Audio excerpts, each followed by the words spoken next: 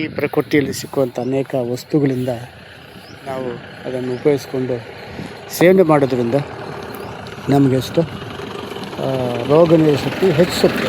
ನೋಡಿ ಅಮೃತ ಬಳ್ಳಿ, ಈ ಅಮೃತ ಬಳ್ಳಿ ನೋಡಿ ಇದರಲ್ಲಿದೆ ಗಾರೆ ಕಾಯಿ ಇದೆ ಮತ್ತು ಇದು ದಾಗಡ ಬಳ್ಳಿ ಅಂತಾರೆ. ಇದು ಬಹಳ ಮುಖ್ಯವಾದದ್ದು. ಈ ಸೊಪ್ಪು ಅಷ್ಟೇ, ಈ ಕಾರೆ ಸೊಪ್ಪು ಅಷ್ಟೇ ಪಲ್ಯವಾಗಿ ಸೇವನೆ ಮಾಡ್ತಾರೆ. ಈ ಕಾಯಿ ಮಾತ್ರ ವರ್ಷಕ್ಕೊಂದು ಸಾರಿ ಸಿಗುತ್ತೆ, ಆದರೆ ಈ ಸೊಪ್ಪು ವರ್ಷ ಉದ್ದಕ್ಕೂ ಸಿಗುತ್ತೆ.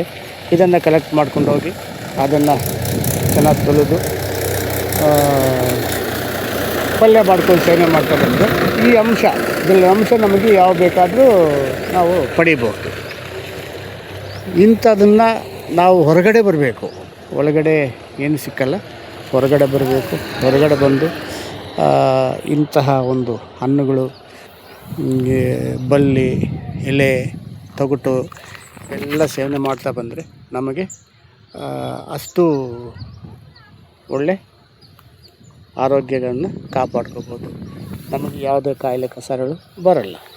ಅದನ್ನು ಬಿಟ್ಟು ನಾವು ಏನು ಮಾಡ್ತೀವಿ, ರೆಡಿಮೇಡ್ ಫುಡ್ಗೆ ಅಭ್ಯಾಸ ಆಗಿಬಿಟ್ಟು ನಾವು ಅನೇಕ ರೀತಿಯ ಕಾಯಿಲೆಗಳನ್ನು ಕರೆಸ್ಕೊತಾ ಇದ್ದೀವಿ. ನೋಡಿ, ಆ ಒಂದು ಗಿಡದ ತುಂಬ ಹಣ್ಣು ಬಿಟ್ಟಿದೆ. ಇದನ್ನು ನಾವು ಕಲೆಕ್ಟ್ ಮಾಡ್ಕೋಬೇಕು, ಶೇಖರಿಸ್ಕೋಬೇಕು, ಸೇವನೆ ಮಾಡಬೇಕು.